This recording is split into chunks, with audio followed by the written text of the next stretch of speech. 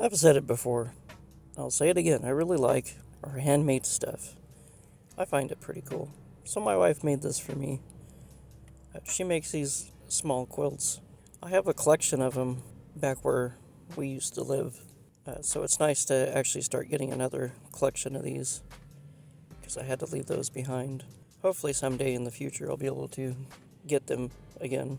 I really like handmade stuff, like these ones that my daughter had knit for me. But these are pretty cool. It would be cool, really cool to see in like a hunter's cabin or something like that.